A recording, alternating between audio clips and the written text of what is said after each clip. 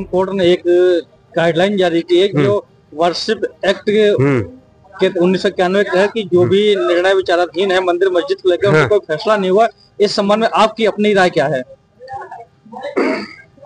मेरा ये कहना, ऑनरेबल सुप्रीम कोर्ट ने ये 1991 प्लेस ऑफ वर्शिप एक्ट जो है इसको स्टे किया है कि ऑनरेबल कोई कोर्ट जो है उसको स्वीकार मुकदमा दर्ज नहीं करेगी, और जो पेंडिंग है मुकदमे उसके बारे में बताया है कि उस पर कोई कार्रवाई ना करे।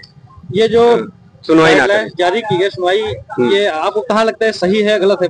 ये सही, बिल्कुल सही किया है, बिल्कुल सही है। हाँ। आज सुप्रीम कोर्ट द्वारा एक गाइडलाइंस जारी की गई है पैलेस ऑफ वर्शिप एक्ट 1991 के तहत कि कोई भी नया वाद मंदिर मस्जिद को लेकर अदालतों में दाखिल नहीं होगा। इस संबंध में आपका अपना मत क्या है?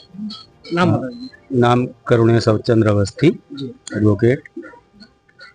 मत हमारा ये है कि जो माननीय उच्च न्यायालय द्वारा ये गाइडलाइन पारित की गई है, न्याय को देखते हुए उचित है कि नए विवाद न खड़े हों, लेकिन इसका एक ये भी है कि अगर कहीं कोई संस्था या कोई मस्जिद या मंदिर ऐसा है जिस पर किसी ने गलत प्रकार से अधिग्रहण कर लिया है और उसके पर्याप्त साक्ष्य मिलते हैं, उस स्थिति में उस संस्था को, चाहे हिंदू पक्ष हो या मुस्लिम पक्ष हो, न्याय मिल पाना मुश्किल हो जाएगा। क्योंकि माननीय उच्च न्यायालय ने जो टिप्पणी की है, किस परिवेश में की है, वर्तमान समय में जो विश्व स्तर पे माहौल चल रहा है उस स्तर पे की गई है, या न्यायालय के या न्याय पत्रिका और न्याय के आधार पे की गई है, इस विषय पे टिप्पणी कर पाना मुश्किल है माननीय उच्च न्यायालय के फैसले पे।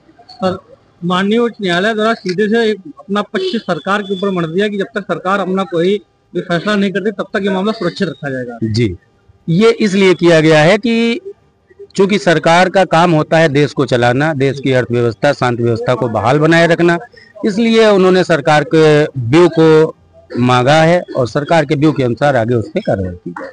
यदि बात की जाए मथुरा में जो मस्जिद है वो साफ साफ नजर आती है कि मंदिर और मस्जिद आपस में कंबाइंड करके बनाएगी एक ही प्रांगण में, तो क्या यहाँ पे यह निर्णय लागू होना चाहिए? नहीं, जो पुराने विवाद कहीं किसी कोर्ट में पहले से विचाराधीन है उन पे ये लागू ही नहीं होता है। माननीय सुप्रीम कोर्ट ने ये कहा है कि नए वाद नहीं लाए जाएंगे, यानी कि जो किसी भी सूरत में उस वर्शिप एक्ट लागू होने से पहले किसी भी न्यायालय में कहीं भी कोई मुकदमा विचाराधीन रहा है, उसका वाद दायरा या उसको पुनः स्थापित करने पे माननीय सुप्रीम कोर्ट ने कोई रोक नहीं लगाई। जो पहले से 18 केस पेंडिंग है उन पे भी किसी तरह का फैसला न देने की अपील की, उसके बारे में? नहीं, उस पर अपील ये नहीं की, उसमें उन्होंने एक निश्चित समय तक के लिए किया, उस पर कोई नया आदेश पारित न किया जाए जब तक वो अग्रिम सुनवाई न करने। भारत के माननीय सुप्रीम कोर्ट द्वारा एक गाइडलाइन जारी की गई है जो पैलेस ऑफ वर्शिप एक्ट जो अपने स्वतंत्रता संग्राम के समय चले आ रहे हैं उन पर कोई भी वाद और विवाद के लिए रोक लगा दी गई है एक तरीके से कि कोई भी नया फैसला नहीं दिया जाएगा जब तक सरकार द्वारा कोई अग्रिम कार्रवाई नहीं की जाती है। देखिए, जब माननीय उच्चतम न्यायालय कोई कानून पास करता है या कोई किसी पर रोक लगाता है तो बहुत सोच समझ कर लगाता है। इस समय देश के हालात कुछ इस तरीके से हैं, उसे मद्देनजर रख करके सुप्रीम कोर्ट ने फैसला पारित किया है। और रही बात जो आगे नए मुकदमों के लिए उन्होंने रोक लगाई है, ना कि पुराने मुकदमे में सुनवाई चलती रहेगी और उस पर जो भी विचार आएगा वो सुप्रीम कोर्ट ने उस पर नहीं रोक लगाई है। तो नया गाइडलाइंस आई है उसके अनुसार कि कोई भी जूनियर बेंच अपना सर्वे के लिए किसी तरह कोई आदेश जारी नहीं करेगी।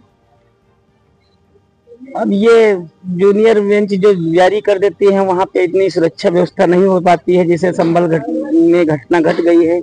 इसलिए यदि सुप्रीम कोर्ट का या हाई कोर्ट का फैसला होता तो सरकार को उससे ज्यादा भी वहाँ पे व्यवस्था करनी पड़ती है, और आज ये हिंदुओं की जो दुर्दशा वहाँ पर हो गई है ये देखने को नहीं मिलता। अब जिले लेवल पे इतनी सुरक्षा व्यवस्था कहीं न कहीं सरकार ने नहीं कर पाए हैं, इसलिए जब हाई कोर्ट जब कोई फैसला या माननीय उच्चतम न्यायालय जब कोई फैसला देता है तो सरकार से पहले बताता है, बात हो जाती है कि इतनी सुरक्षा हो पाएगी नहीं हो पाएगी।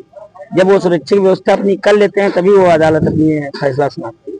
आप इस फैसले से कहाँ तक सहमत हैं? इस फैसले से हम माननीय उच्चतम न्यायालय पे तो कोई टिप्पणी नहीं करेंगे, उन्होंने कुछ सोच समझ कर ही किया है।